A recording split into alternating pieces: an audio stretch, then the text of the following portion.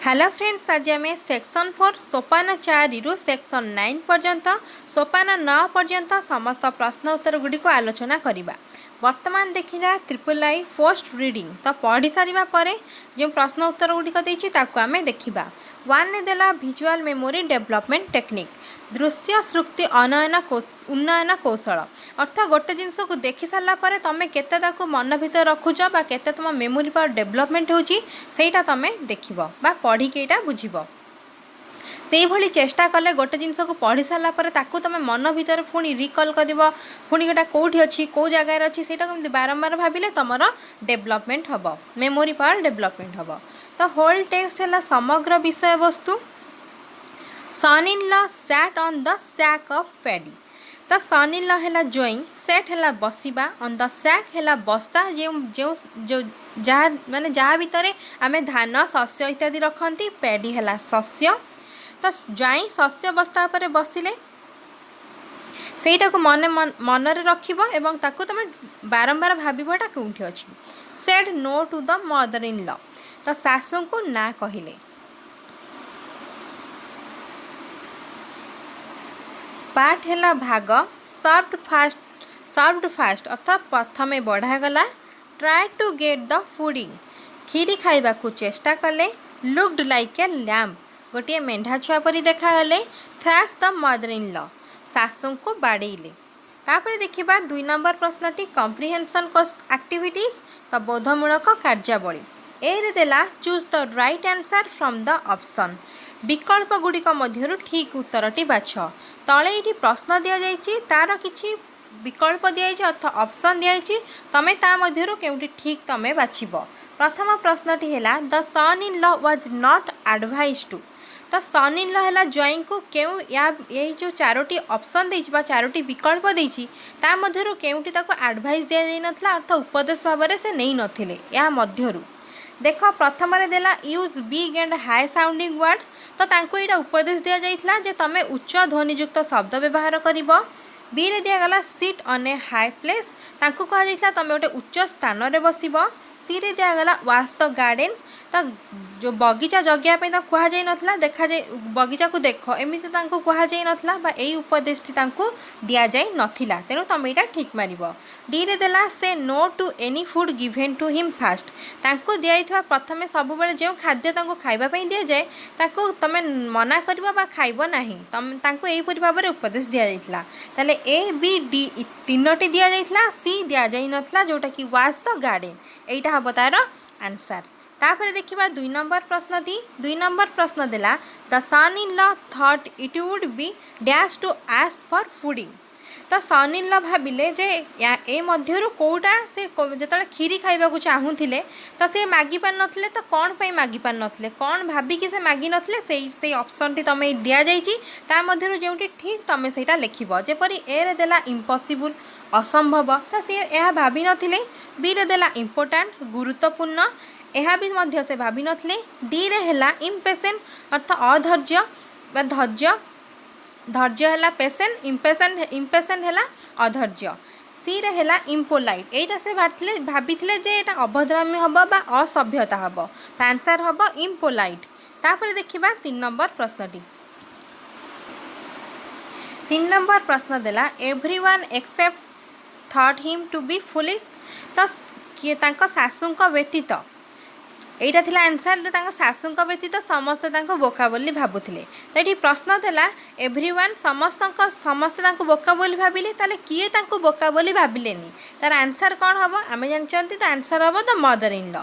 ताले ये option देइछे father in law जोटा कि हम नहीं। बी रे हैला मदर इन लॉ एटा ही हम। सी रे देथिला द ब्रदर इन लॉ।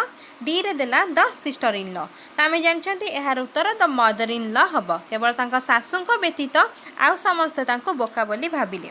4 नंबर प्रश्न देला the father in law plan to drive out the son in law because तांको बापा अर्थात ससुर तांको प्लान कले बाहर घर बाहर करदेवाई तो कौन पे से बाहर करने को चाहूले कारण कौन ना ये ऑप्शन देजी ए रे देला he sat on A high place से उच्च स्थान में बसिया चाहूले से बी है ही बीट हिज वाइफ से स्त्री को पिटी थे सी रे देला he ate all the rice pudding से समस्त खीरी खाई समस्त चाउल रे बनाइथिबा खीरी को खाइले। डी रे हैला his wife took much care of her son in law neglecting him. तांको स्त्री तांको ज्वाइंकर बहुत जत्न नौथिले तांको अवहेला करुथिले।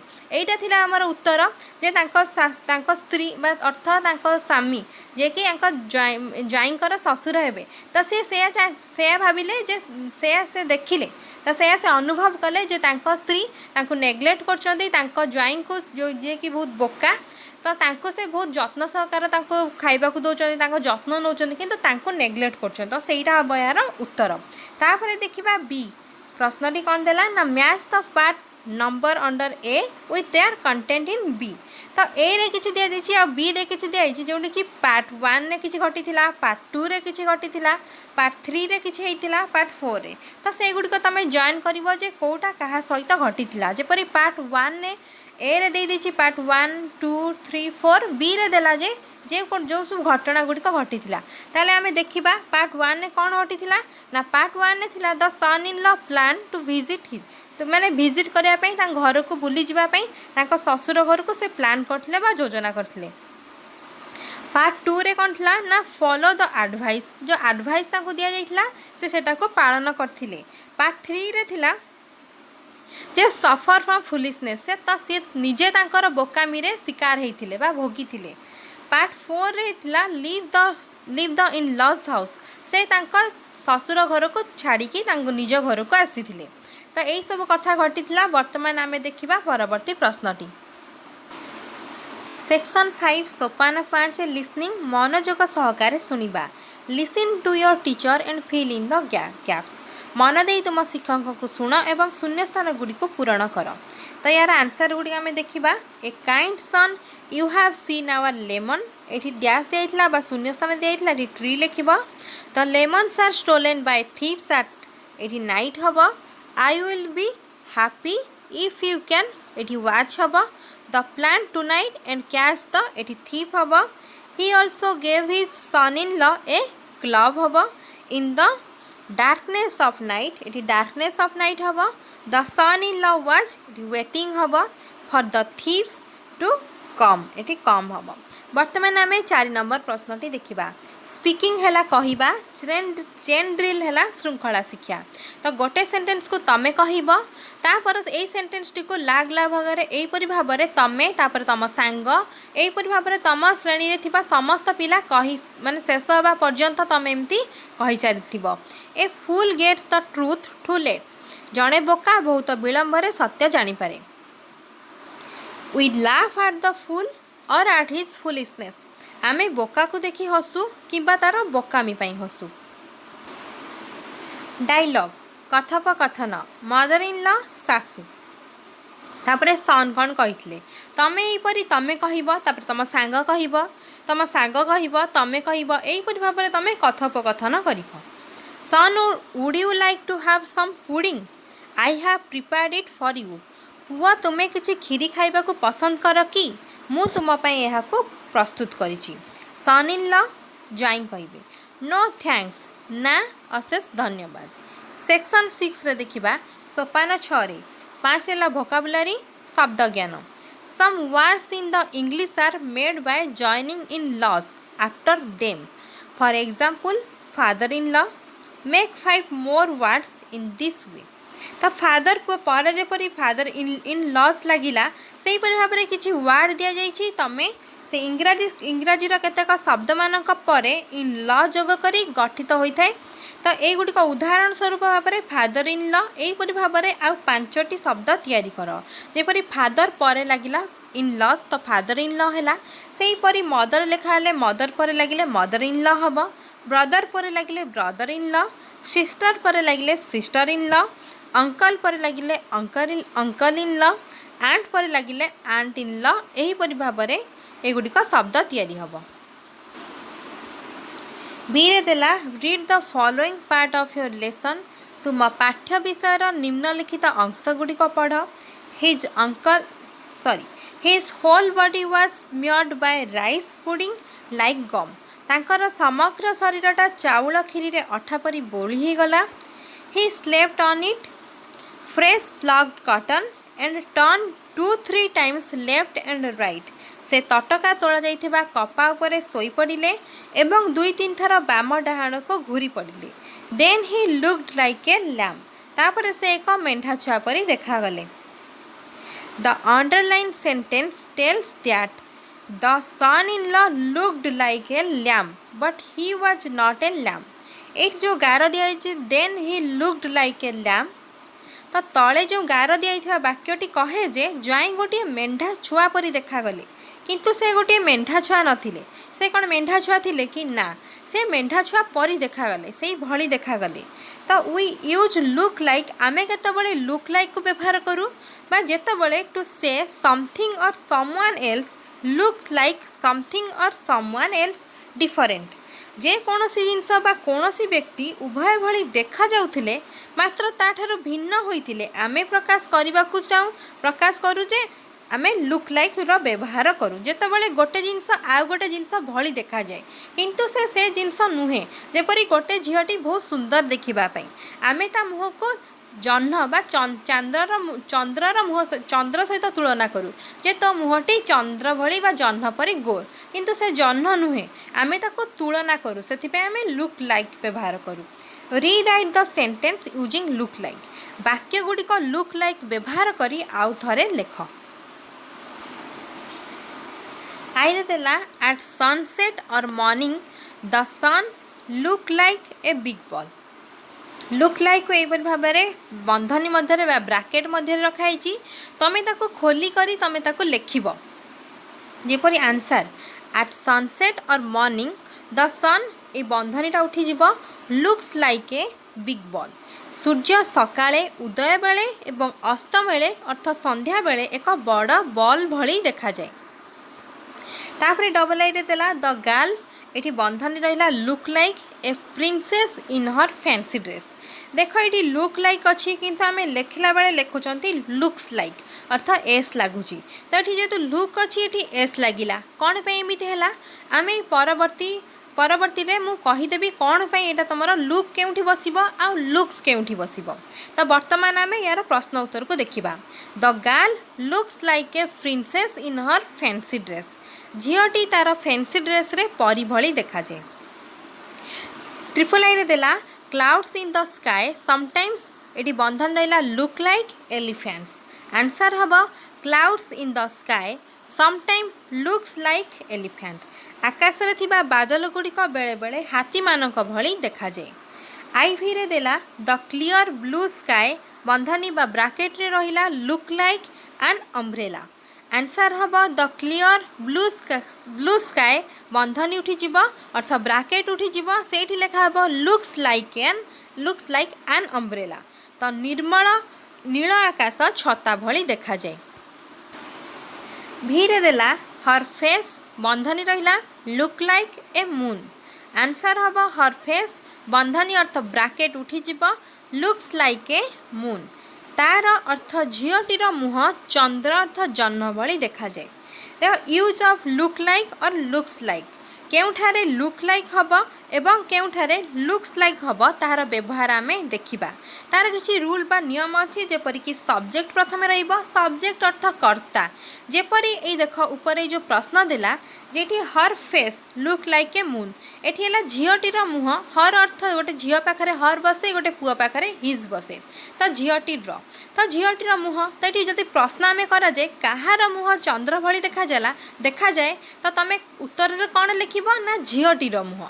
ताले उत्तर आसला झीटी तेणु सी है कर्ता अर्थ सब्जेक्ट. एटी सब्जेक्ट है जार उत्तर आसे जे कामटी को करे. जेपरी राम भात खाए तो ये भात किए खाए ना राम खाए. तो राम ही कामटी को करे से कर्ता अर्थ सब्जेक्ट हम जे काम करे आम इंग्लीश रे सब्जेक्ट कहते ओडिया रे कर्ता. तो जितेबाला लुक लाइक बा लुक्स लाइक तुम यूज कर व्यवहार करुच तो ये प्रथम सब्जेक्ट आसो तापर लुक बसी पार कि लुक्स लाइक बसो तापर अदर वर्ड जहाँ किसी अच्छी जेपरिक ये सब्जेक्ट प्रथम हर बसला तापर लुक कि लुक्स बसला तापर ऑब्जेक्ट जहाँ जहाँ भली देखा जाऊँ तो मून बसला ऑब्जेक्ट हूँ आ बाकी जी रहिले.